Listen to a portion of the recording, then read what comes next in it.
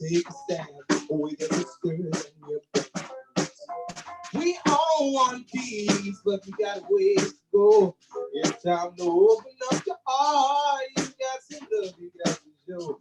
It's time to listen up to what we're about to share. Cause freedom is there. And it's now it's better. Freedom is better more than ever. Freedom, all the people in the world.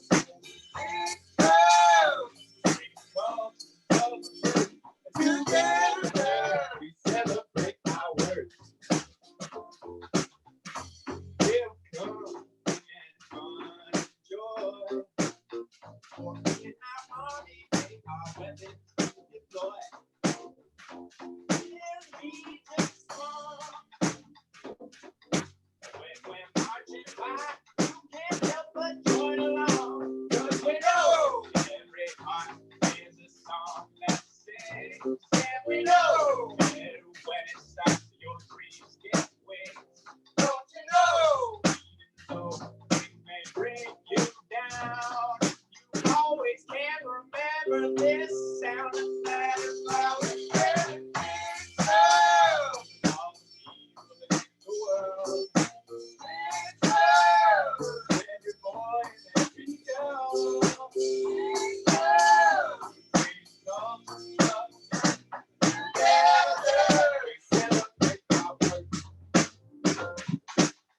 Time after time we keep on fighting, and all they do is keep denying. World that's filled with poverty, too much violence, truth. That's all happening. Nobody knows just where we go. And the time keeps on flowing. You and I, we must believe the speed of what we really need. Love truly set us free. And it's always ready, love. All the people in the world. Love. Every boy and every girl. Love. You take all the love together. Celebrate now. One more time. Big love. Big love. Every boy and every girl. Big love. Take the love together. Celebrate our work. Together. Celebrate our work. Together. We celebrate our work. Woo! How you feeling?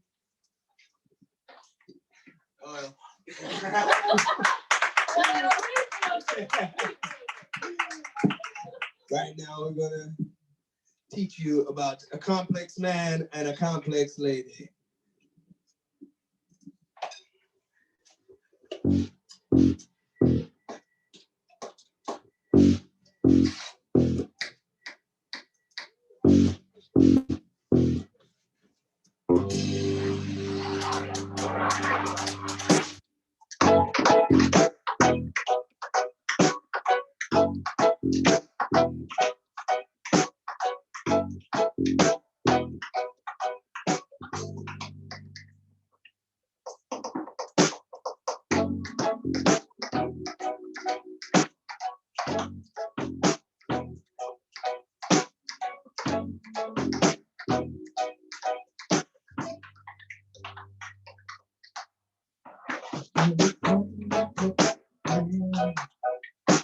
That nobody understands. It's God's plan for you. You're not complicated, lady. The whole world is driving me crazy. Don't be mad, be the complex man. Nobody understands. got a plan for you. You're complicated, leader. Macho, por favor. Ay, pero está guapo, Dios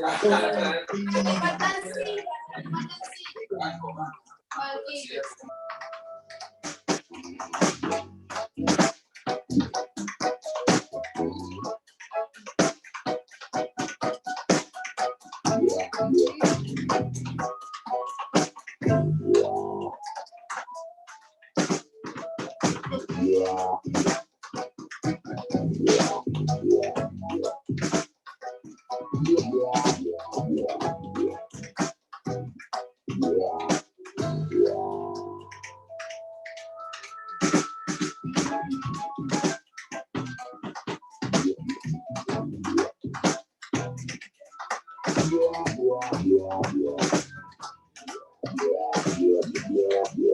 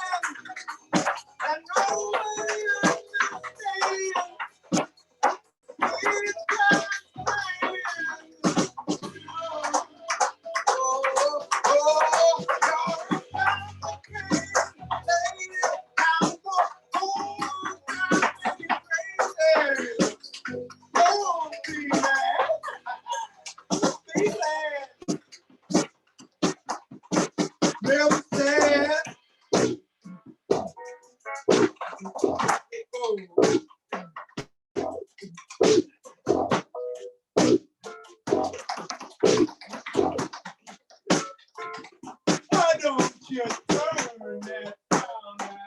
sillas. Dust off the crowd. Why don't you turn that down right upside down? If you're feeling kind of sad,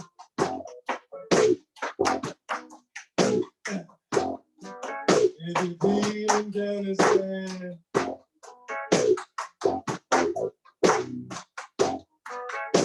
feeling kind of sad.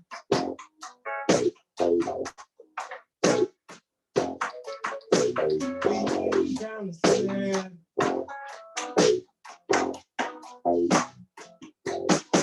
Why don't you turn that phone right upside down?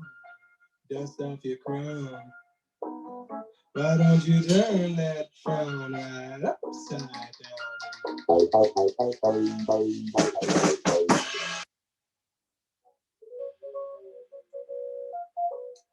And that is the great Bud Powell, Dance of the Infidels. Right now, we're going to play our final song for this set. This is Jesus is Black.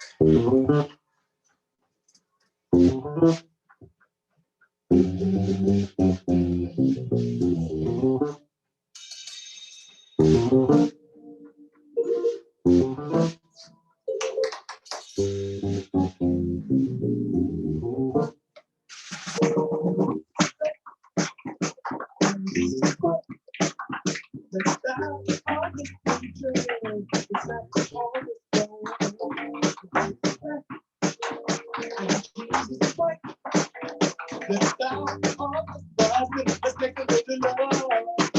What's the fight? Can I make it right?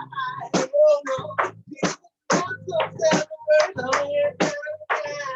Oh no, Jesus, that's there. And if we not agree, oh well, I'm making up the if Jesus is right, and Jesus is white, and it's going on. Let's stop all this time. I know you want to just fight. Let's stop on the bus and let's make love. But we don't get to see. Oh Lord, Jesus, some say I'm aware and I'm a guy. Oh no, we will do that. Then we will not agree. Oh well. I live here up the trail.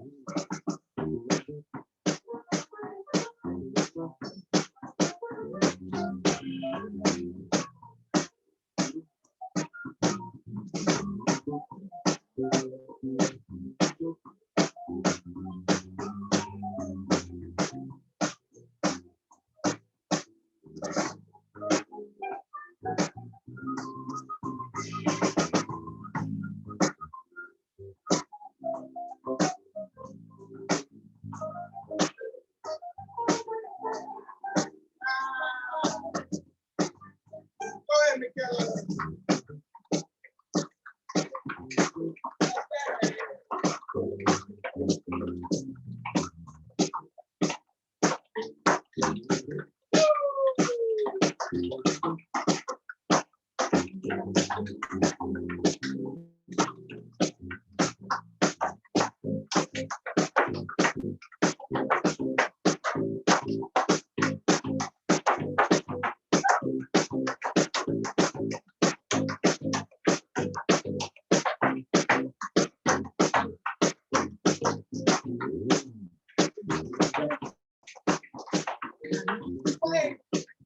To stop all this hatred, to stop all this crime. Respect, and baby, so Jesus Christ.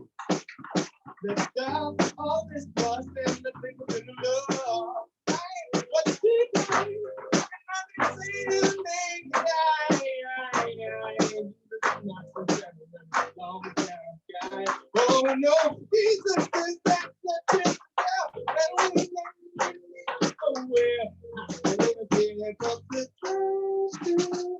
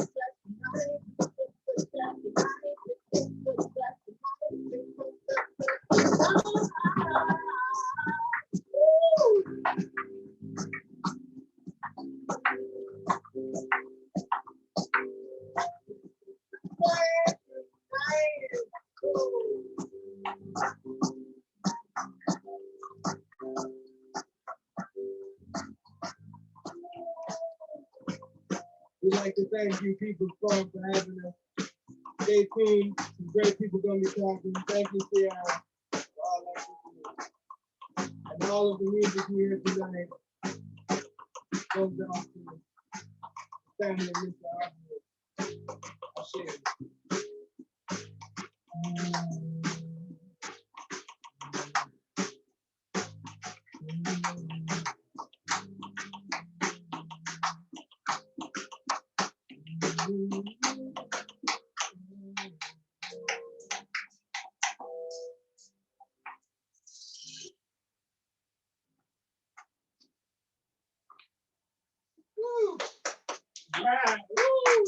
Y'all had me vibing. I mean, I need to learn how to dance like that though.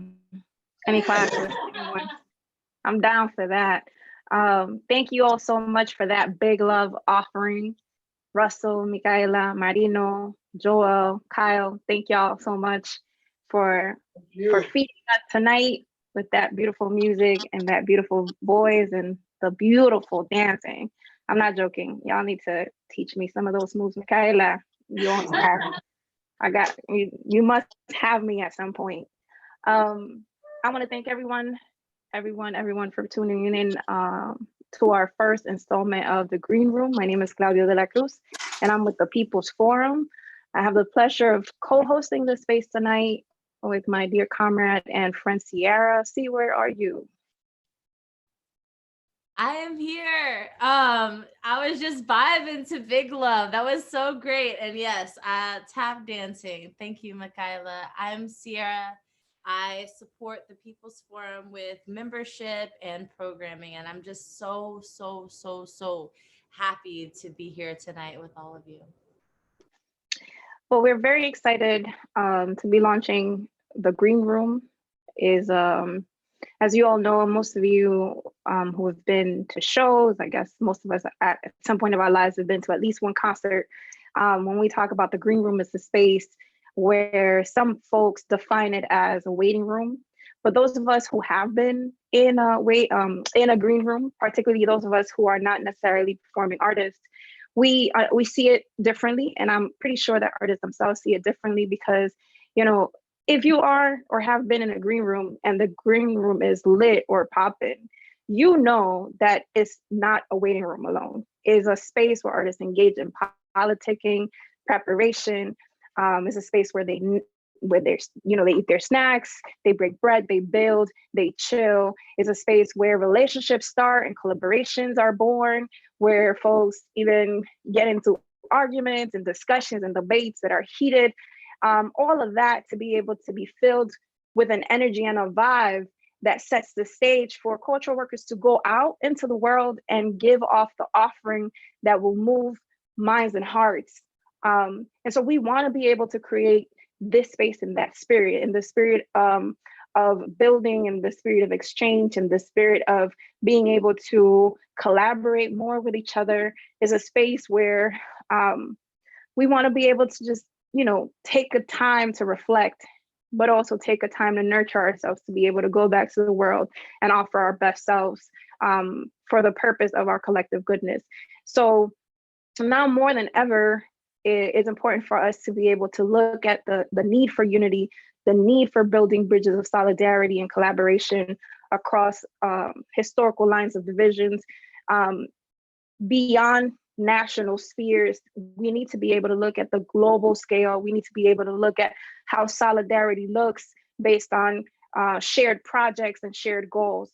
The global health crisis has left neoliberal states exposed in a way that I know I've never experienced before. And a lot of folks that I've talked to who have talked about crises in the past are very clear in saying that this crisis is very particular. And this is a very, very delicate space and stage in our process of humanity and the planet even. We've seen the lack of response and negligence from these states, and it has resulted in millions of deaths around the world. In the US, we see the numbers of cases and infections and deaths increasing.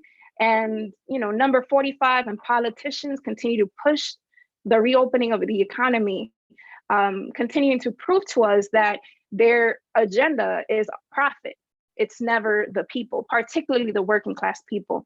So we've reached concerning numbers of unemployment. We were getting news today about 33.5 million people who are out of work, and this is only formally known, those people that are actually applying for unemployment benefit. Imagine the thousands of others that are not counted in those 33.5 million. This only means that millions of people who are already in a vulnerable position for the most part will be in a further worse position post COVID-19. And it is even more concerning to think that we will reach proportions of a crisis that is larger than the ones that were experienced for the Great Recession, the Great Depression of the 30s. In the midst of this COVID crisis, we see levels of police brutality and killings in our neighborhoods. And again, none of this is new. Like, we were seeing the waves, it was coming out, it's been coming out. But in the midst of this crisis, it has not stopped, it's heightened. We were looking the other day, there was a young man who was actually killed while doing Facebook Live. So all these atrocities are happening. And I know that there are more people out there who are asking, how do we prepare and build for what is coming? How do we advance our people's struggles? How do we respond to our people's needs in relation to a larger strategy for our class? How do we grow the numbers in our organizations and build the leadership that is needed in this moment and beyond? there are many questions. And for folks that are doing culture work, and we think about culture work in a very broad, large way. I mean, when we talk about cultural workers, we're talking about folks that are doing arts and folks that are also doing intellectual work, folks that are doing popular education, political education, folks that are, cooking, folks that are, all these different ways in which we learn, in which we express, in which we pass on values and principles.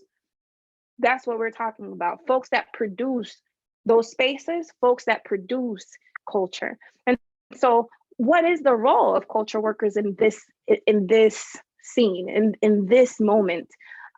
Is something that we should also be asking ourselves. It's important for us to understand that the elite class, the ruling class of the world, understand the role of culture so much so that they've utilized culture as a weapon against the working class. And so we need to be able to understand how culture could play a role in the process of liberation of our people. We understand that culture work has many different avenues, and that all those avenues are at the heart. They're at the heart of the conception of ideas and consciousness. Therefore, when we approach culture, we do so from the conviction that culture in its wholeness is at the center of movement building and radical transformation. And so we want to be able to create a space, again, from the People's Forum, where folks are speaking as political agents. People are speaking as folks that are creating the new culture, creating the new world in which we need to live. We're not talking about culture or arts as an accessory to movement, as something that comes plugged in here and there, but something that is at the very core of transformation. And so we understand, and folks have said it repeatedly. I don't know how many times I would scroll down my Facebook, my IG, and people are saying it. We understand that the old normal was the problem, and we refuse to go back to that bourgeois normality, right? So the question is, what will we build? What are we building? Complacency, comfort, individualism are not an option. This moment and those moments that are ahead are moments of life and death. So we must start to build and act together towards the protection of life and the creation of a culture that is divorced from capitalist logic. And that's the type of conversation, those are the type of questions that we want to encourage, not only in this space, but in other spaces as well. And so creators and culture producers who emerge from and build to move our people's dreams, aspirations, hopes towards liberation must have a seat at the table where revolutionary strategies are being developed. Culture is political. The enemy knows that. So we need to get our game up, and we need to be able to engage in building a culture in all different ways, shapes, and forms, not again speaking about it in addition to or aside to, but at the core of. And so I want to thank you all again for tuning in. I speak a lot with my hands. That's also part of my culture. So I want to thank you all. Bear with any frozen images or sketchy internet. Please bear with us on that. We're coming onto the virtual world, and so is everybody else at this time.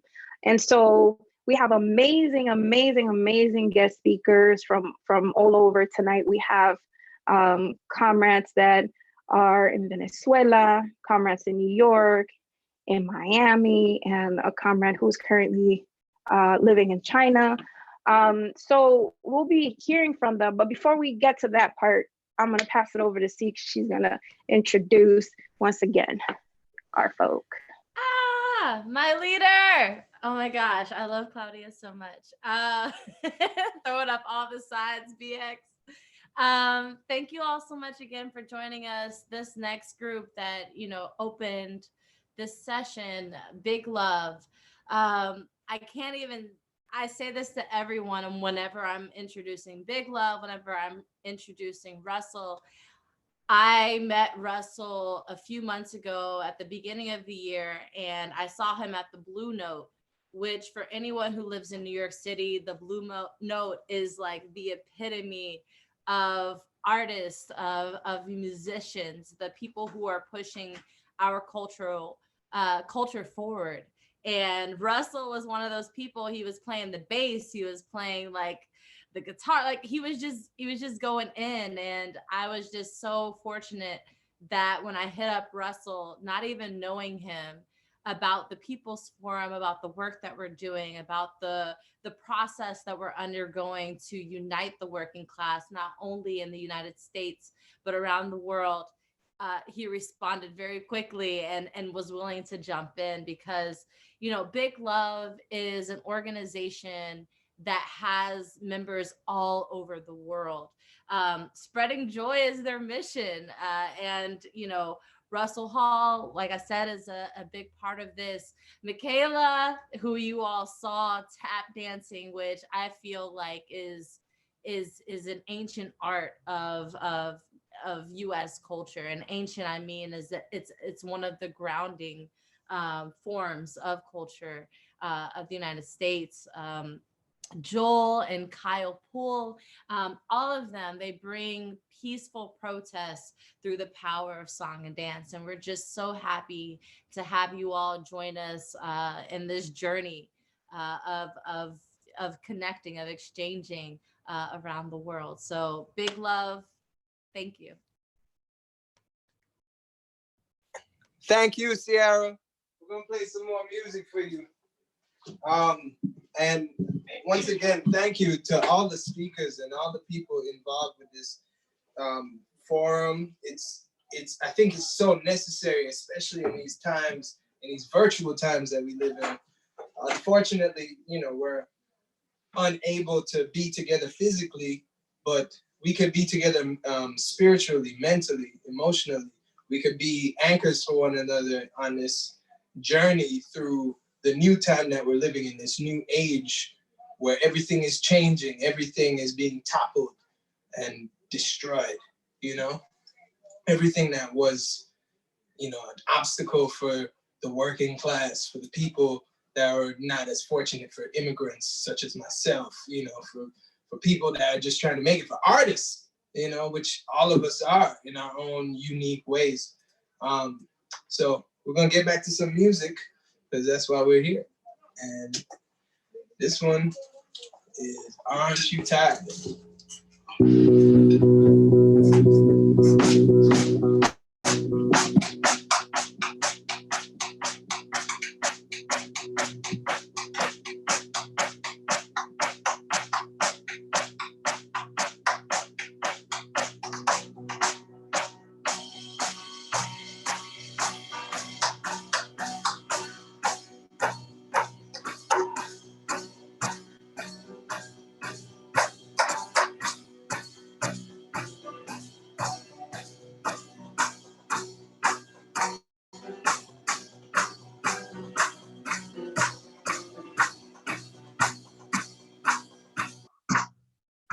Oh, we came home from work one day, the sun was not that clear. My husband was away at work for 2 years before. And I got to lay down right in the street, go on the street, and the sun lay down in the street so big. And before he died, he would say, all the time, all the time, all the time, all the time,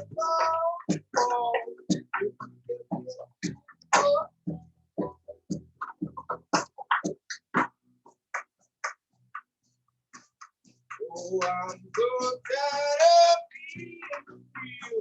These people don't know how to feel. Oh, I'm so tired of them. When they're out there. Oh, I'm so tired of being strong. When you're doing so much wrong. Oh, I'm so tired of being free. When people don't know what freedom supposed to be. Oh, all the time, all the time, all the time, all the time.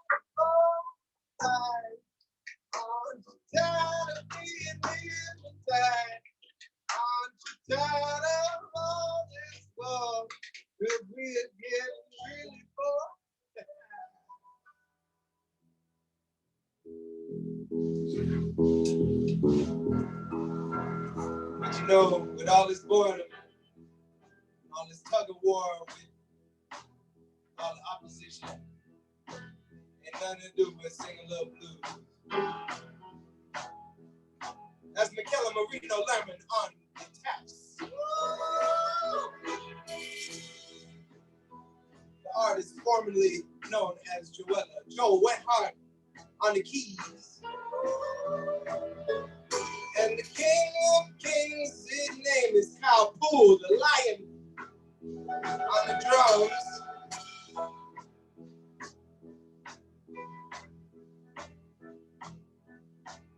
Every other day I have the blues. Every other day you have to. Every other day I have blues. And every other day you have it too. Oh, oh, oh,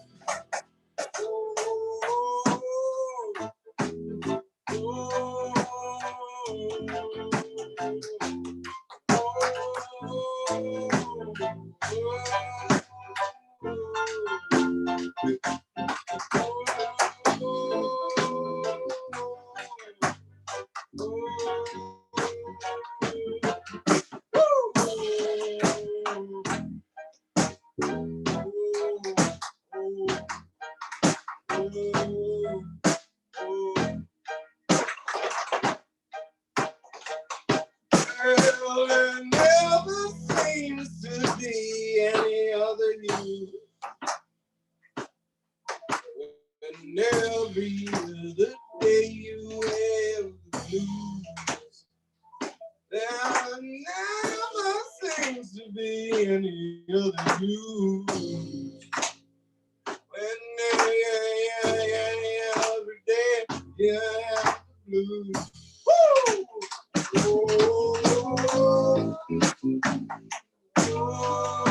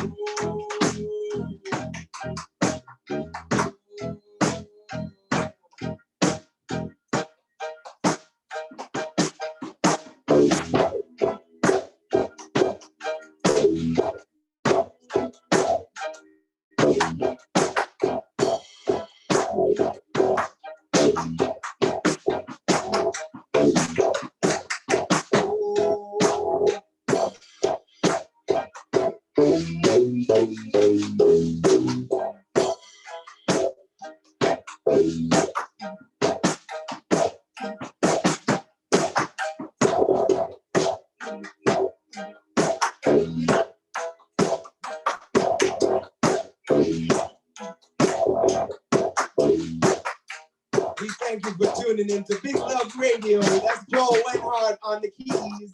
And McCullough Marino Lerman on the tops. And God on the drums. We'd like to thank the People's Forum. We'd like to thank all the people on the People's Forum. Thank you, Sierra, for all that you do. Thank you, everybody. We're going to close you out with our theme song, Big Love. Here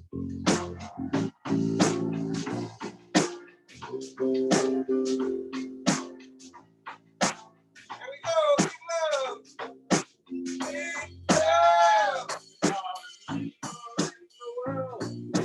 Big Love. Big Love. Yeah. One more time. Big love.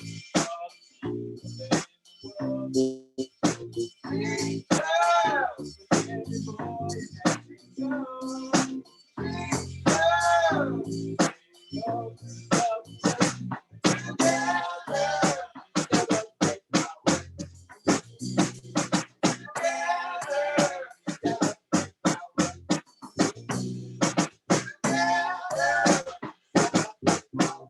Celebrate your worth. We are Big Love. Woo! Thank you all. Big love to y'all. Thank you so much for coming on. So if you are just tuning in, that was Big Love offering us nothing but love. Thank you all again for the offering. So if you're just tuning in, this is the Green Room at the People's Forum. My name is Claudia de la Cruz. I'm going to be presenting our amazingly powerful sister of panels for tonight. We have, and I'm going to ask for our panelists or the folks that we're in conversation with today, but as I mentioned your names, you feel free to get your video on. It feels lonely out here when I don't see your faces. I also want to share that we will have a moment of questions and answers after we engage in this conversation. And so if you have questions, you feel free to drop them on the chat. If you are on YouTube, you could do that as well. We will be looking for them and we will be raising them here. So without further ado, I'm going to introduce our guests for tonight. We have our friend and comrade connecting with us from China and from the Tricontinental Institute for Social Research, our comrade and friend Tings. She is an activist an artist trained in architecture. Her work draws inspiration from and contributes to the migrant justice and internationalist working class struggles. She is also part of a sister project or collaboration project that is being held internationally, which is the International People's Assembly, which Tricontinental is part of. So I'd like to welcome Tings. We have from Miami and with FemPower, Niki Franco. She is an organizer, a writer, a facilitator of spaces for collective study. Niki hosts a podcast called Getting to the Root of It with Venus Roots that leans into conversations with artists, theorists, and organizers. She serves as a political education director for FemPower in Miami and civic engagement organizer for Power Youth Center for Social Change. Welcome, Niki. We also have from our own team and living in New York City via Washington Heights, Belén Marco. She is a communication specialist, a designer, a researcher. Prior to joining the People's Forum as a comms manager, Belén worked for international organizations and grassroots initiatives in Appalachia, Ecuador, Guatemala, among others, teaching media for social change and as a specialist in communications. Thank you for joining us, Belén. And lastly, but not least, we have someone from the Bolivarian Republic of Venezuela. And she is part of a collective called La Minka, our sister Natalia. She's originally from Colombia. She moved to Venezuela about 15 years ago to pursue studies in dance. And as it happens very often when you go to countries that have done a revolution of the people, she stayed. And she started to become a militant in La Minka, where she teaches dance. She's also a dance professor in the National University of Dance in Caracas.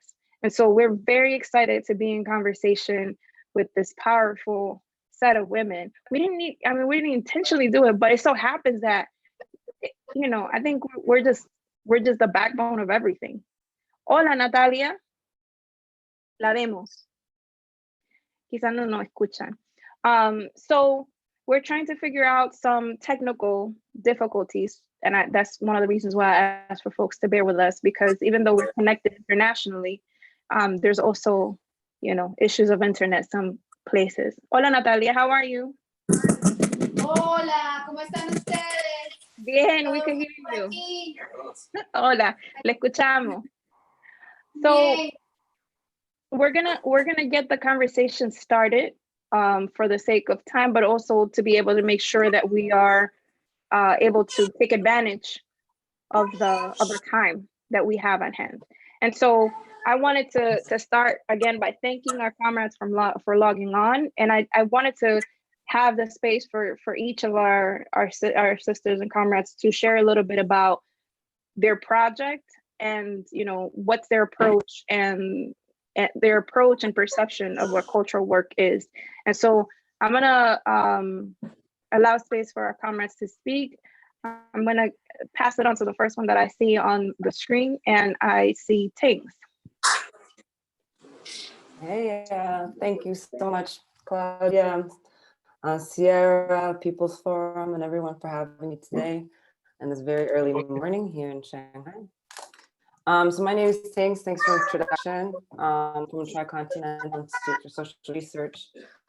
I think maybe before, just to give a little background about what Tricontinental's been up to, is that we're an international movement-driven research space. So a little bit different from a lot of research institutes you might have heard of.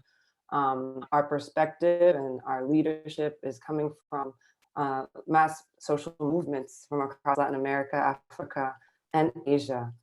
And one of the ideas of the work or what organization to be created was that our movements need voices, need analysis about what we are living, the present situation we're living, but also to share the kinds of ideas and theories and visions and hope for a future, a socialist future that we're building.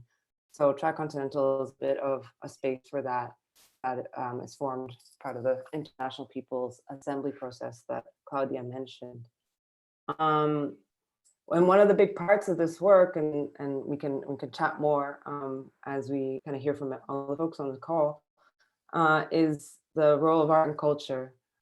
Specifically, we believe strongly about that this battle of ideas that our leader Fidel introduced in the late 90s to us is that we are engaged in a battle for what we call the hegemony of ideas, of a vision. And that includes artists and cultural workers. That includes painters and graphic designers. It includes musicians. It includes all kinds of what we call organic intellectuals that come from movements. So one of the projects that I'll just introduce a little bit about what we've been doing and how we kind of manifest our work is there's been an international political process called the Anti-Imperialist Week, or the International Week of Anti-Imperialist Struggle, that has been organized with hundreds of different political movements, social organizations, networks from across the globe. And of course, as Claudia mentioned, a lot of this, a lot of what we're living today under the global pandemic is not the cause of a crisis, right? It's merely a symptom of a system that was already failing, the system of capitalism, failing to meet the needs of the people. So in this construction of the Anti-Imperialist Week, we've been doing calls for artistic contributions from an anti-imperialist perspective that specifically is looking for visuals and images and kind of a vision from artists around the world to help us kind of not only popularize their struggles, but also give some visual voice to what we're living right now, global pandemic, but also under imperialism and under capitalism. So one of the campaigns we just launched, which will be a series of 4 poster campaigns, was just launched earlier this week for the end of May. So each month we're going to be posting, launching online exhibitions, highlighting artists and militants around the world, trying to kind of give some visual character to the struggles we're facing. So that's the Anti-Imperialist Week.org if you want to find out more about it. But I'll stop there and let more people share what they're working on.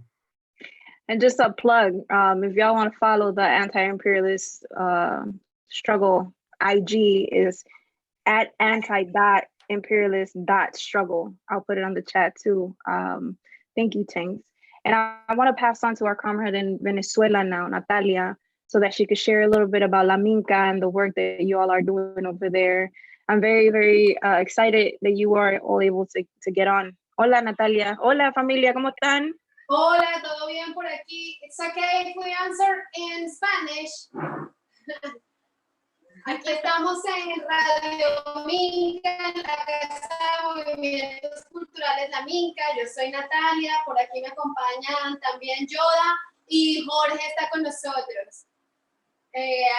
Bueno, me gustaría que Yoda nos ayudara a hacer una introducción sobre el trabajo que hacemos aquí en La Minka. Bueno, hola, ¿cómo están por allá? Saludos desde un colectivo de trabajo revolucionario que con mucho amor y pasión hacemos una cosa que llamamos autogobierno comunal. En verdad nosotros nos consideramos que somos todo lo que el sistema capitalista desprecia, odia y teme en última instancia. Gente sencilla, humilde, trabajadora, indomesticable y levantada en arma contra el capital y sus lacayos. Entonces en esa tarea estamos desde esta trinchera que llamamos Colectivo de Trabajo Revolucionario La Minka y Proyecto Integral Comunitario como nueva herramienta de relacionarnos distinta a la del capital. Para complementar un poco, básicamente, desde las diferentes tareas que realizamos a diario, nuestra finalidad es construir autogobierno comunal como nueva forma de relación social, donde el pueblo es el que está al mando de su política y donde la comunidad organizada es el ejercicio permanente para construir un mundo nuevo, para solventar nuestras necesidades reales y no las que nos quiere imponer el capital. Nuestro fuerte en este quehacer es el trabajo cultural. Consideramos que la revolución verdadera es cultural en primera instancia y, bueno, desde diferentes acciones permanentes andamos en esa tarea. ¿Quieres decir algo, Jorge? Bueno, saludarlos desde aquí de Caracas. Un placer conectarnos con ustedes. Pues nada, saber cómo se desarrolla por allá todo. Creo que podemos hablar en español, y ustedes traduciendo en onza. Y bueno, aquí estamos en la lucha diaria, atendiendo a la comunidad y para adelante. Gracias. Yo voy a tratar de hacer la traducción súper breve. So I'm gonna dare to like try to resume a little bit some of what the comrades have shared, but they're from a collective project that is founded on principles of self-determination and self-organization in the Bolivarian Republic of Venezuela. They are a project that does cultural, political work and education. And so it's a very brief one-liner for a whole lot of more sentiment and more meaning in Spanish. So I ask folks to forgive us for that. But Natalia, te voy a pedir si uno de los compañeros allá puede hacer el trabajo o la ayuda de la traducción, sería bueno. O si tú misma puedes sentirte cómoda en hablar algunas cosas y lo que no te sientas cómoda, pues lo tomamos y lo traducimos también desde acá. Hagamos esto como tipo Spanglish, si se puede. Okay, so I will try and Jorge can help me. Claro, le salió bien. Bueno. So we're going to move on and hear a little bit from Niki, the comrades from FemPower in Miami, a little bit more about the work that they're engaged in and their perspective and approach to cultural work. Hey y'all, hope everyone's tuned in and cozy. I know we have the last supermoon of the year, so get out if you can. Yeah, I'm Niki. I'm here with FemPower. FemPower is a collective of cultural workers.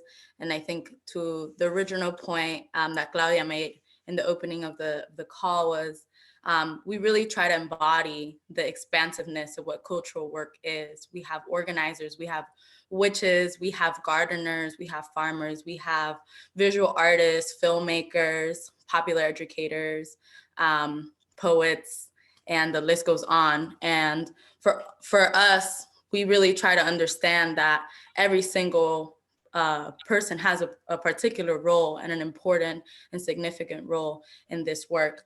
So we started this collective almost 3 years ago in 2017, the summer of 2017. And in our time, something that has been really revolutionary was something that sometimes can seem frivolous, like a book club or a study space, but I think all of us really talk about it all the time, how transformative it was for us to sort of reclaim our histories. If you know anything about Miami, is that it's very reactionary, it's very anti-left, and fascists and conservatives have really architected Miami to be a particular way that's not centering the people.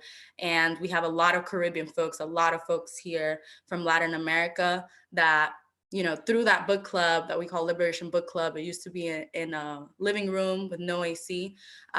We actually learned their true histories and the revolutionary legacies that we all come from in South America, Central America, the Caribbean, and on this land.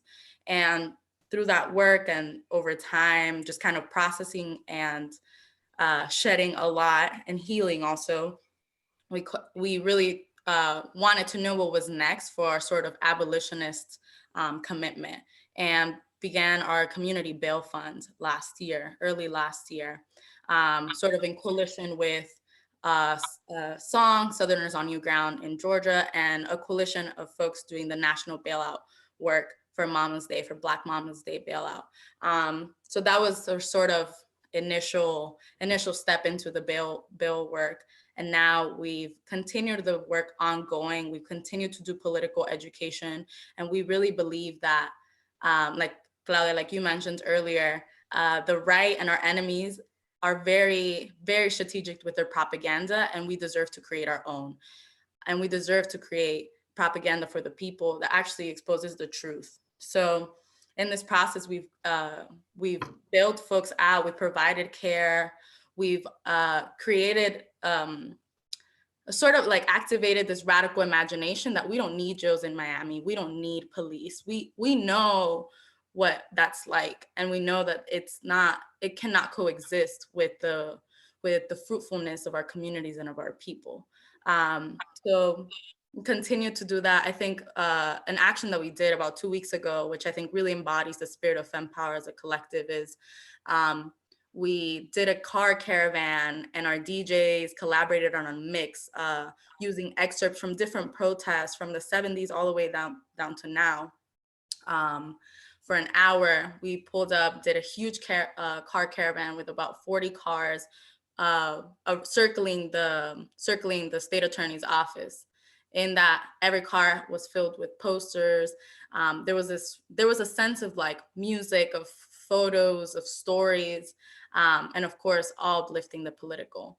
And today, our collective actually hosted a vigil for one of our folks in the inside that actually died in a cage because of neglect.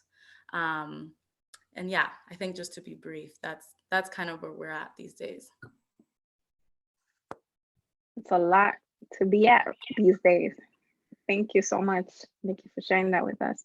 Belén, our own People's Forum person, like the whole person of TPF. Thank you so much for creating the space for this. I'm so happy to be here with Tings and Niki and Natalia, and thank you, Claudia and Sierra, for making the space. For those who don't know the People's Forum is a political education and cultural space that is at the heart of New York City, and it is for the working class, it is for communities in resistance, and we have a wide range of like member organizations joining us, and we have also we're building relationships with social movements and like organizations internationally. My name is Belén. I do communications at the People's Forum, and this is a huge, vibrant community. Since I joined, it's been the poets, it's been the intellectuals, it's been the organizers, it's been the activists, it's been a lot of stimulation and beautiful people trying to work all together with like the same, political line. And for me specifically, from the work that I've been doing, it's a lot of like curating content and like producing content and producing art and using this space that really is for the working class. We have an art space that is that it's been developing a lot of art and working with artists, and we've been developing our own work, but we've also let the space for other artists to come and work on their projects. We've been doing a lot of things in the space physically, and now that we're closed, we're very sad. We miss it so much, but we need to continue. So we are like doing our work digitally. We're doing political education, and we're like trying to disseminate as much as we can, producing content that is accessible, that is clear for people to understand where we're at right now and what's happening right now. And that, like we can create the tools to develop like that analysis that is not happening in mainstream, that is not happening, that is not accessible, right? So that's one thing. And, with all the approach that we're using to culture, I think Claudia is our leader in what she says, and she was very good by telling it, but it's basically, we go in the street, and we learn a lot through culture, right? So we cannot just like leave culture on the side. We put culture in the center, because it really is what helps people understand what's happening and learn what's happening and, develop consciousness. So we see advertising, we see the media, we see the social media, we see like the movies and the books. And it's like right now, we need to put culture at the center. It's not possible that it's just like in a corner, right? So for us at the People's Forum, it's always been very important. our political education starts with that. That's one thing. And then, you know, as part of the things that we've been doing and developing, we have like a series that it's called People Responses to the Crisis. So it's been a panel discussion, you know, with like people that are like in social movements engaged in the ground. We've been talking about the current situation in Venezuela. We've been talking about Kerala in India leading the way, fighting against COVID-19. We've been talking about imperialism in the Caribbean. And I invite you really to go to our YouTube channel and check on that information. It is absolutely amazing because those speakers otherwise get overheard, and you know what they have to say it so much. We've also started like an online concert series that started last week. It's called in the Spirit of Struggle, and it was so nice. We started last week as a way of uplifting the mood, you know, and get a little bit more in the sense of like we're all together, we're dancing together, we're building together. So I invite you also to be joining that once a month. And then we've also are working on a political education curriculum that is going to come out during the summer. And of course, we have the green room. And I don't want to talk so much, but I think that's overall what we have. I don't know if you, Claudia, want to add something for the People's Forum.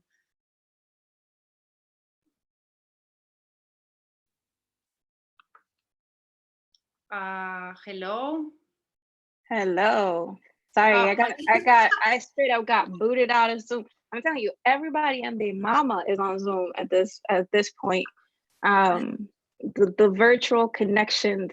I know there are folks making money. You know that the social platforms at this point are the ones that are putting money in their pocket. And you know, Zoom is one of them. So anyhow, going into, thank you so much, Belén and Tings and Natalia, Niki, for sharing about the projects. I'm wondering, and I'm going to ask Natalia and Jorge and the folks there to share a little bit about what's happening in Venezuela now, because I think I want to also take advantage of the fact that they have access to the internet. The internet is working. So if you all could share a little bit about how you all have been responding from your cultural space of La Minka to the health crisis, but also how are things in Venezuela? We know that in the last week, you know, there have been increasing attacks against Venezuela. Like, how are people taking in that in the midst of a crisis, you know? And what are some of the things that you all are doing? What are some of the initiatives that you all are taking from the project of La Minka?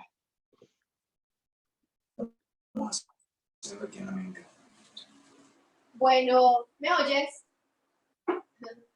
I think Venezuela people is prepared to any contingents because we are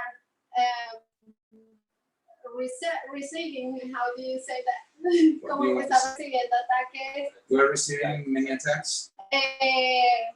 20 years ago. So we are prepared for any contingents. When the government said to the people that we have to take measures to this COVID, for the people doesn't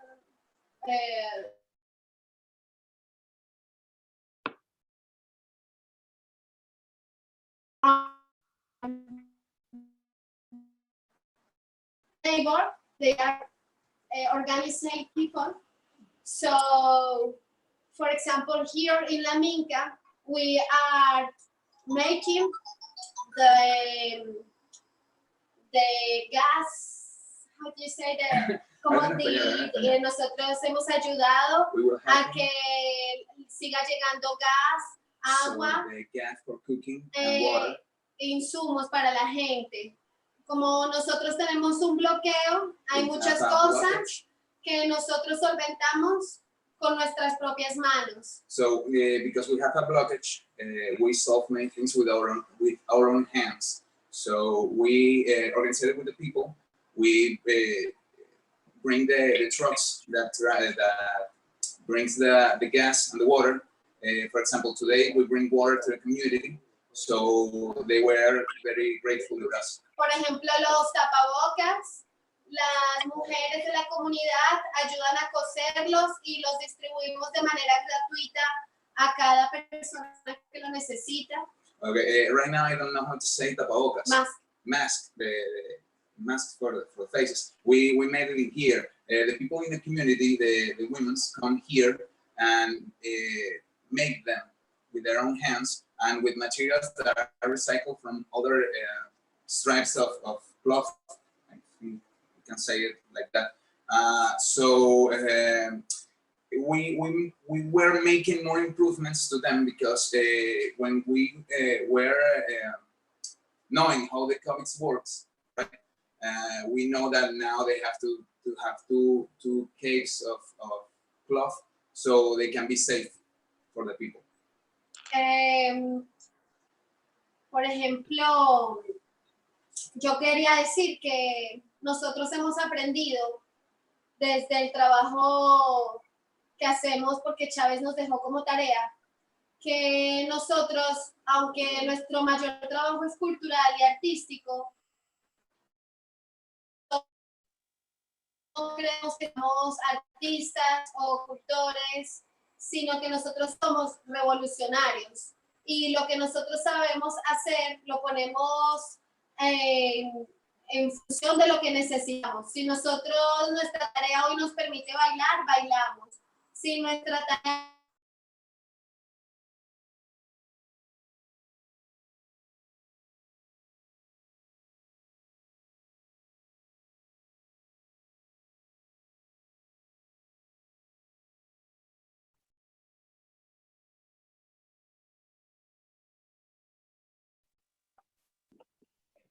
I think we lost the connection with the comrades in Venezuela. Natalia, ¿no escuchas? Yeah, we lost the connection. So we're going to hope for them to be able to come back on. But for the sake of being able to move forward with the conversation, I think, we wanted to highlight just how Comuna's grassroots organizations and collectives are responding to the crisis in Venezuela, because there's so much misinformation, intentional misinformation talking about culture, right? To be able to feed us a narrative that is not the correct narrative. And so hopefully they'll be able to log on and we'll be able to hear more from them. But I'd like to ask the same question to folks in terms of what have been some of the responses coming out of the collectives to the crisis. I know that Tings could speak a little bit more about the dossier that was just released. So I'm going to pass it on to Tings. Yeah, I mean, I've just recently moved to Shanghai, shortly kind of at the tail end of the crisis here. But one of the things I think I want to point the people watching this towards is a new dossier we just launched as part of Tricontinental called, or it's actually a series we're focusing on the Corona shock, as we're calling it. The first of which is on China and the Corona shock, written by our director, Vijay Prashad, and two colleagues here in China, Du Xiaojin and Weiyan Zhu. Basically, I think in here, it kind of traces and gives a good example of, I guess, I think refuting a lot of the misinformation, Western news, let's call it, it's a light way of putting it, around what has the response been like in China, from tracing the kind of xenophobic attacks we've been seeing against China, to really tracing out how China learned about the virus, how it responded, what kinds of responses it organized, and finally how the chain of infection was broken. It's an amazing studies and series, and what I think is really impressive is the scale and the speed of the responses, the kind of people first policies, prioritizing the social aspects over the economic interests. It's clear, it's impressive how government here mobilized resources from kind of the most top scientists leading the epidemiological teams, to how grassroots neighborhood committees were mobilized, going door to door, testing, and how that was in itself organized, the public sector at large. I'll give an example too, for example, the kinds of production that was done by the public sector and the private sector too. So in the beginning of February, test kits in the country, there were 700,000 test kits produced a day. By the end of March, it was at a rate of 4 million a day. So you can get a sense just from one kind of area of production, how much the resources were put towards reprioritizing, towards responding to the virus itself. And I think one thing that might be of interest, particularly thinking about the artistic and cultural front, we had the privilege of talking to one of the artists here. His name is Li Zhong. He's actually a classical Chinese painter, the ink wash calligraphy painting. But he spent a month and a half here in Shanghai in quarantine, and he painted 129 paintings during that time. And he wasn't painting landscapes or of kind of images of bourgeois society, but he was focusing in on the workers and the responses, security guards, needing to steal that nap in the middle of the day because they've just been working nonstop, delivery people, nurses, eating their ramen noodles, still in their full uniform because that's the kind of pace people were working in. They're really beautiful. And when we went to speak with him, actually, we asked him, well, in this global pandemic, what can artists do? What can we do? And he responded, he told us, well, you can reflect the situation positively and you should be true. And he said also, don't blame the countries or spread misinformation, because the biggest challenge is to defeat the virus, and that's a common one, and that's the one that requires a unity. And I thought one thing was quite beautiful, and I'm sure many people who are listening in are in different modes of quarantine or other. He says that staying home is also fighting too. You're also being a foot soldier by staying home, whether you're taking care or being taken care by others, whether you're needing to go into work still, or whether you're at your computers or painting or doing a graphic design or singing songs. This is all part of being artists and fighting against this virus together. But I think the main thing is being true, and I thought that was a really nice message for us as cultural workers. I'm gonna ask Tings if you could share the link to the dossier on the chat for folks to be able to have access to it. I think it's and just in general, when we're talking about Tricontinental and the type of material that is put forth, it's very relevant analysis, and it's also easy material that we could socialize with folks and build conversations from. So I wanted to retake the folks in Venezuela just for a brief moment, and I also wanted to add to the question of what folks how collectives have responded to the crisis from the spaces that they're in. I wanted to add what is a vision for the future? Like how do we see ourselves inserting ourselves into shaping that new normal that obviously needs to be better, and it needs to be more humane, and it needs to put people over profit, and it needs to advance the struggles of our people. So in addition to knowing what you are working on in terms of initiatives, I also want to know, what's the vision for the future? Tings spoke a little bit about the socialist future, which I agree with, and I would say a lot of the folks that are on this call would too. But how would that look like? How would we build it? How do we start doing that now? Obviously, for Venezuela, it's different because you also got a socialist revolution going, but you get the gist. Bueno, le informo a nuestros amigos de allá de Estados Unidos. Well, we informed to our friends there in the United States Que mientras tenemos esta videoconferencia con ustedes, estamos pasando esto en vivo por la radio comunitaria Minka 96.1 FM. That while we are just making this conversation with you, we're transmitting live with the community radio we have here in Minka 96.1.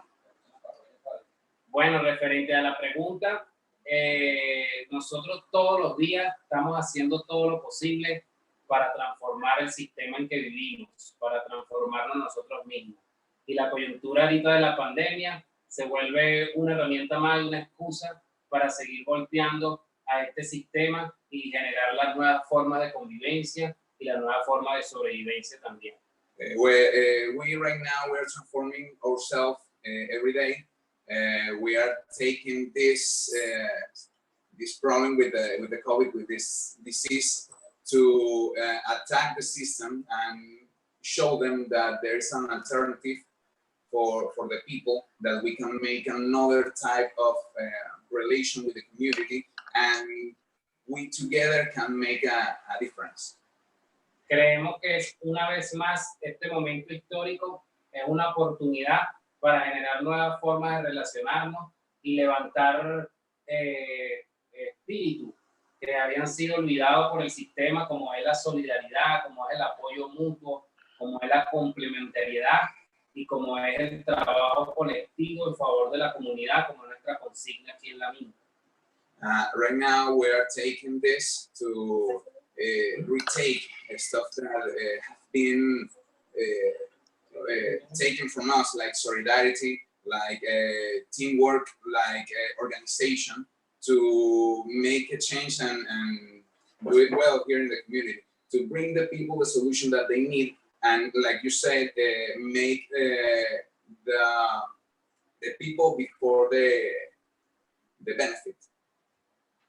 Ahorita aquí en Venezuela nosotros estamos librando una guerra no convencional contra las fuerzas imperiales, contra los poderes hegemónicos de la hegemonía mundial, ¿no? del capital. Y bueno, right now we are getting a proxy war. We're having a proxy war here in Venezuela that is hitting us really hard, that is unconventional, and we have to reinvent how we defend against it. Y bueno, esto hace que nosotros tengamos que tomar medidas integrales, ¿no? para sobrellevar esta crisis, no nada más desde el punto de vista de salud, sino también de energía, también de abastecimiento, de alimentos. Son muchas las tareas que ahorita el pueblo de Venezuela libra, producto de esta guerra no convencional que nos bloquea económicamente, nos bloquea financieramente, nos sabotea energéticamente. Y ahorita aquí en el país tenemos problemas con la luz, tenemos problemas con la energía de la gasolina, con el agua, todo eso es producto de un saboteo que se está haciendo para tratar de debilitar la base social que tiene la revolución bolivariana. It's not only the issue of the health in that mean.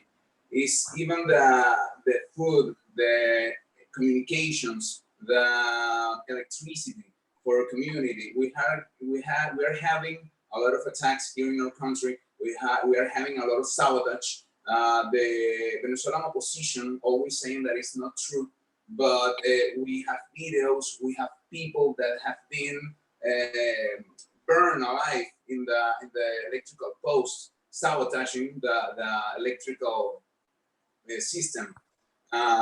So it's not only the health issue, it's everything. It's all that the people need. We have to struggle every day because we have an internal and external enemy. We have internal the opposition, the Venezuelan opposition, that is making. They are signing documents to deliver the country to them, to give them everything, all on strategical energy to the United States government. We have here recently the same opposition telling all that stuff. So we have a struggle, external and internal, every day. Para nosotros, igual desde hace 20 años, cada coyuntura, cada contingencia ha sido una oportunidad para fortalecer la organización del pueblo. Here in Venezuela, every struggle, every contingency that we have it's been an opportunity to enhance the organization here in the community, to tell the people that we can do it differently and together we can change our reality. Es por eso que el poder popular fortalecido nos deja hoy en Venezuela las cifras de mejor respuesta frente al COVID en el continente. Right now, the organization that we have here in Venezuela is an example for the rest of the world. So in the way we respond to the contingency of the COVID and how many people has been affected about it. Nosotros tenemos solamente 381 personas afectadas por el virus. Right now, there is only 381 people infected with the virus. 187 de esos ya recuperados. 187 recovered from the disease. Y lastimosamente tenemos 10 personas fallecidas, lo cual en todo caso una cifra muy baja. And 10, sadly, we have 10 people who died. The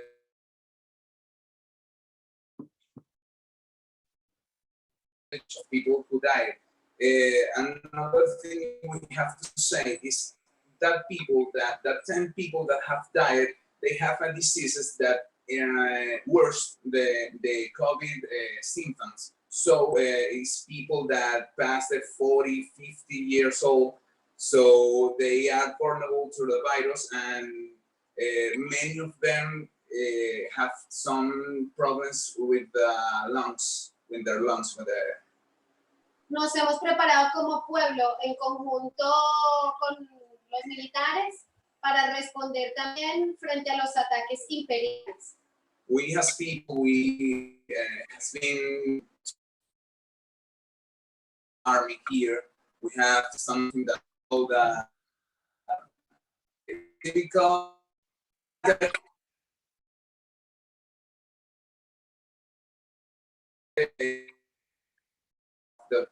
people struggle with many things here in Venezuela.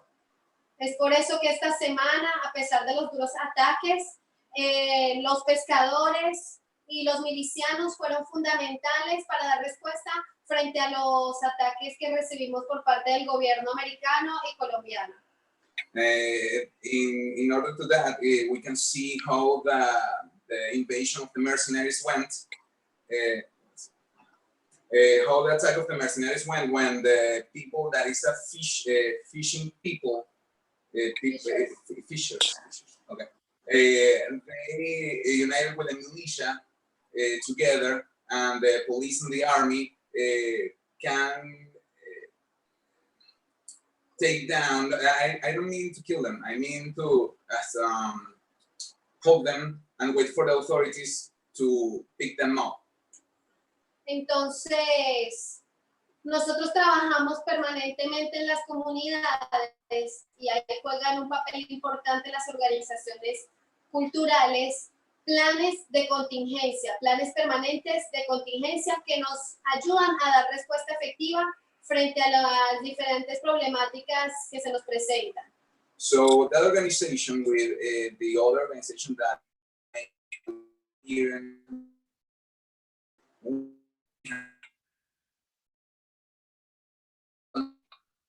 Se sigue, it keeps on cutting off, pero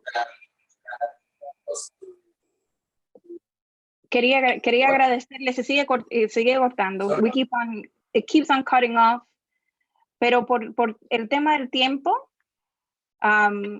quería pasar a Belén y a Niki, y luego hay personas, there are people who are logging on from Cuba, from Venezuela, from Montreal, Canada. So I just wanted to shout out folks that are on the YouTube and folks that are with us still on the Zoom call. Hopefully we'll get some of the sound back from our comrades. But for now, Belén and then Niki, if you could just jump in after Belén in terms of, what is some of the vision for the future? You shared some of the work that has been done in terms of, what FemPower is doing in Miami, what the People's Forum is doing, but what are some of the, Yeah. aspiration? What are we working towards creating that's new and post-COVID world? Well, I'm gonna go, Niki, if you. I think there are many things that I could say. I've been writing a lot of things about this. I think we have a great opportunity right now. And I want to be optimist because I'm an optimist. So I'm going to just throw some of the ideas. And it's like people are thirsty for information, for developing critical consciousness. Like we have a president that is telling us to inject bleach to actually fight COVID-19. We have all of this narrative of hate towards China. And we all know that mainstream media is not doing anything about our developing tools for understanding what's happening. So I would say right now is a time in which we as cultural workers, as designers, as poets, as musicians, we can come together and develop things that make sense, that are intentional, that are, I'm sorry for the word, short, sweet, and sexy, but like that arrive to the people right now. And I think I've been thinking a lot about this because I've been, doing a lot of work lately that it's going to the digital world. Of course, there are a lot of challenges right now that we face. And one of them, it's like, how are we gonna be connected when we're on our laptops all the time? With the people that don't have access to a cell phone? What happens when they're not connected, when they don't have the time to actually read or like pay attention? So I think all of those are challenges that we need to be working on together. And I think Natalia said something really, really nice. And it's like, there are many ways of like creating relations that in a time like that have resurfaced. And I think in terms of solidarity, in terms of like creating ties and relationships internationally, nationally, among us as cultural workers is super important more than ever. It's like amazing how much I'm proud of be connecting with Tings and like with Niki.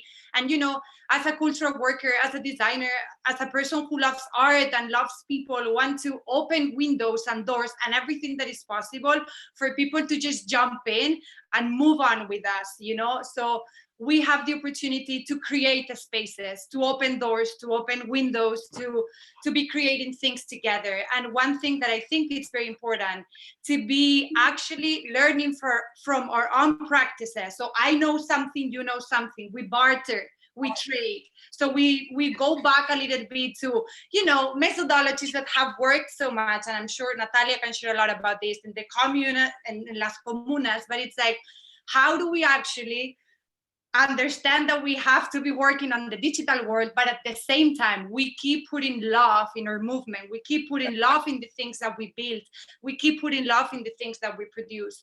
So I think intention is key, and having a strategy is key, and building connections among us and sharing skills is key. If I know how to design and you know how to do a song, we're gonna do things together and we're gonna put them out, because we have a narrative that is very strong and then we need to put out.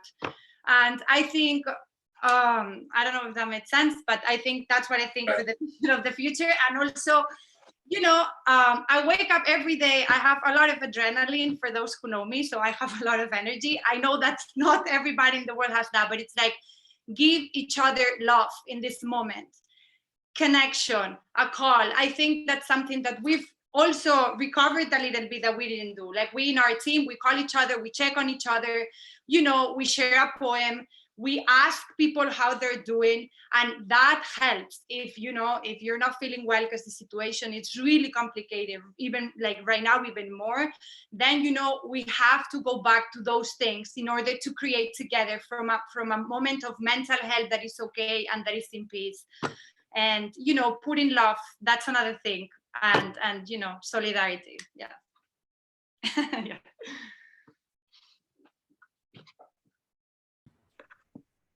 Yeah, that was so beautiful. And I just want to take a moment to just appreciate the offerings that everyone has thrown down. I mean, it's been so beautiful to just like sit back and listen to you all.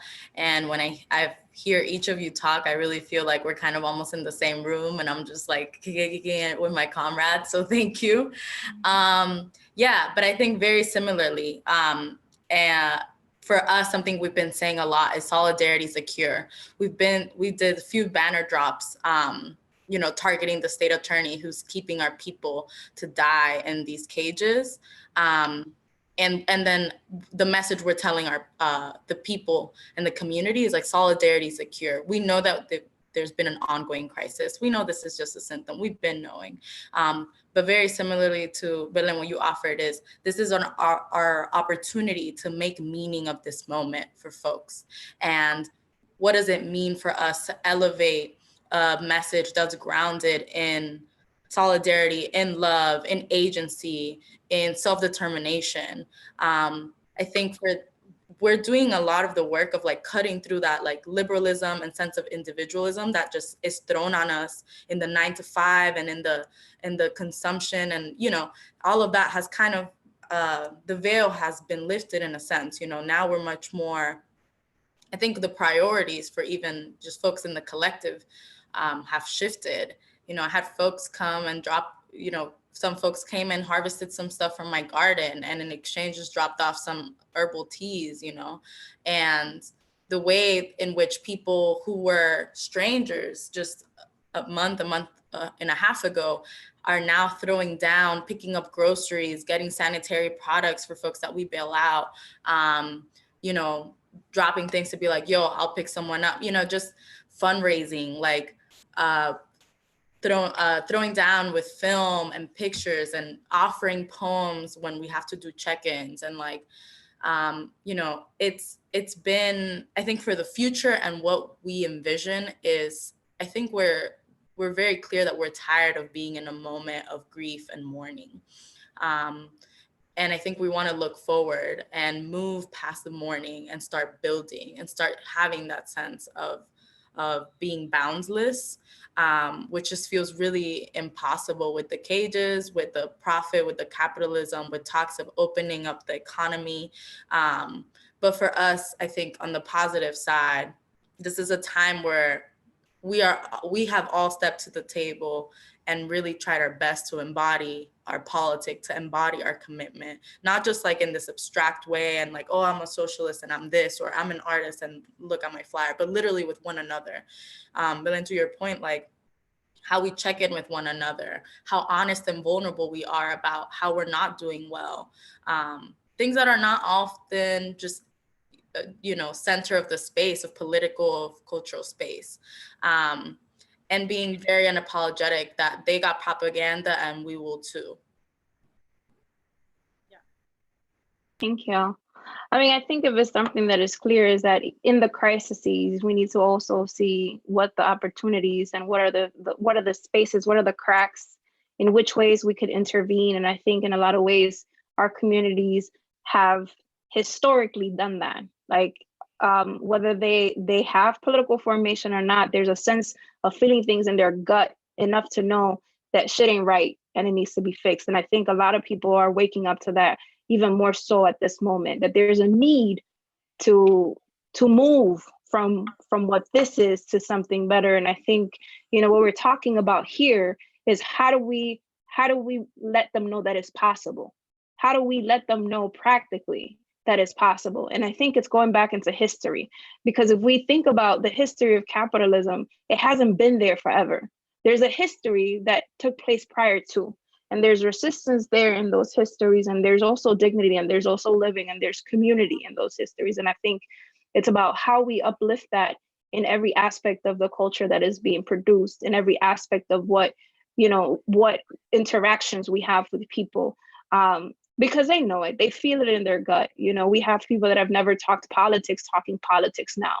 And so, it's an opportunity that is a huge opportunity.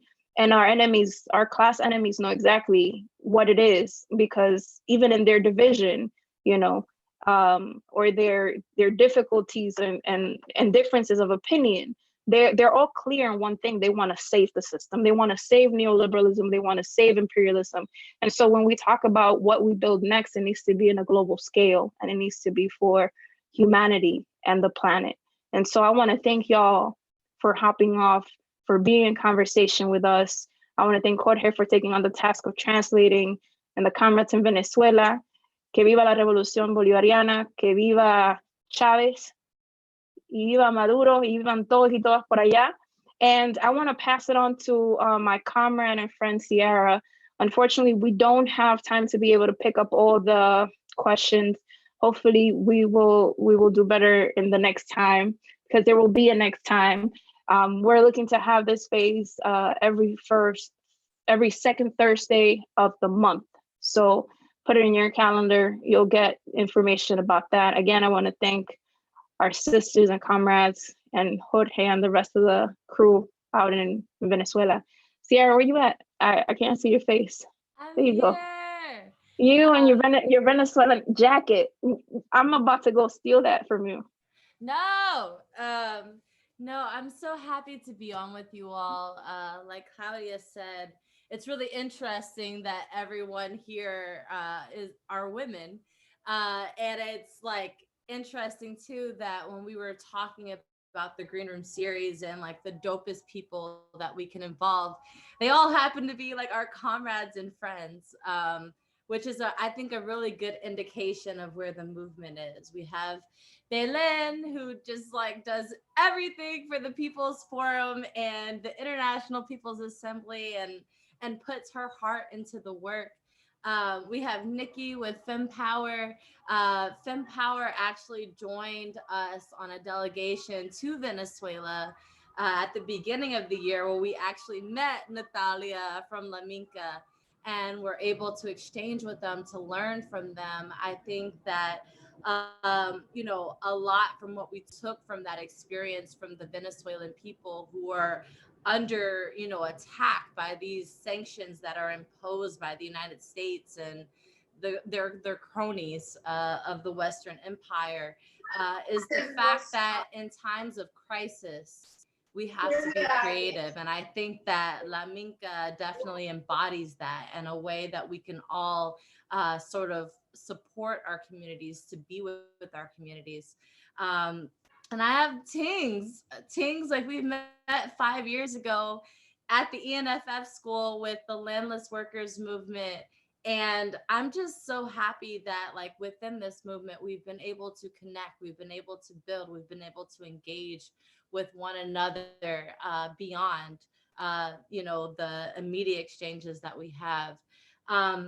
It was an honor again to exchange with the comrades who have been struggling with and for the interest of our people.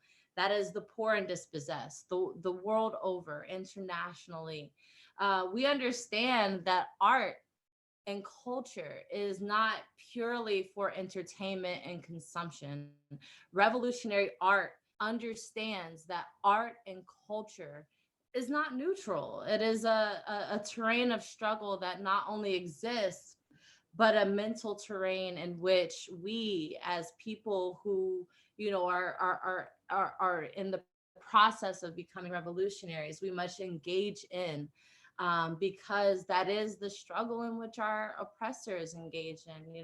Tings talked about the battle of ideas, and what we're up against is this international corporate class and their political puppets who try to define our culture for us. They try to tell us to put America first, and that the wealth will trickle down, and that the health of the stock market is an indication of our well-being, that folks who seek solace, a safe place to lay their head at night, to have food in our bellies and a life that is dignified.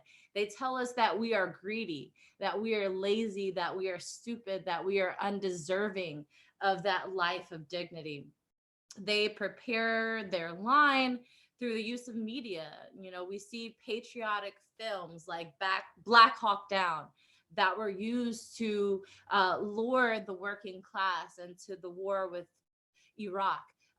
We have the normalization of the occupation of Palestine being used and ruining the legacy of Wonder Woman, if you ask me, with cutesy interviews with that chick, who did the Imagine whatever, who served in the IDF and talks about her experience and probably killing of Palestinian people, of children, as something that prepared her for her role as Wonder Woman.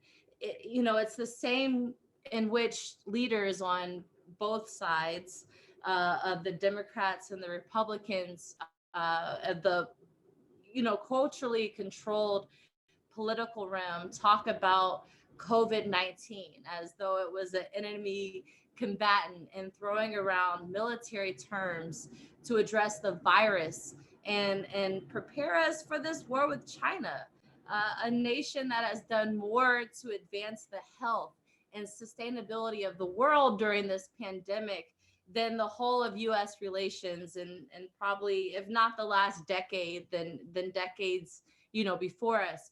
um, to have us accept this sort of lone wolf ideology, whether it's the assassination attempts of, these mercenaries, and in Venezuela, most recently with President Maduro and this anonymous billionaire who backed this operation, or, the bombing that happened in the 16th Baptist Church, or the assassination of Martin Luther King Jr. in 1968, or even the killing of Trayvon Martin in his neighborhood of, in 2012, and now most recently, the hunting down and execution of Ahmaud Arbery while he was jogging. It's the same culture of violence that denies us, the working class, the class that moves this entire society, this entire, economic process that we're being controlled by, the same culture of violence that denies us housing and food and the right to live for over 140 million people in the United States. And this is before the pandemic. This is before the 32 million plus that have been made, jobless during this crisis. And this is why whoever dares to be revolutionary must engage in the battle of ideas to defend the social, economic, and political assault by the ruling class. And in this realm, in this arena, our shield and our sword is political education, and culture and art is a part of that political education. It's how we defend our history of rebellion, of revolution, of existence.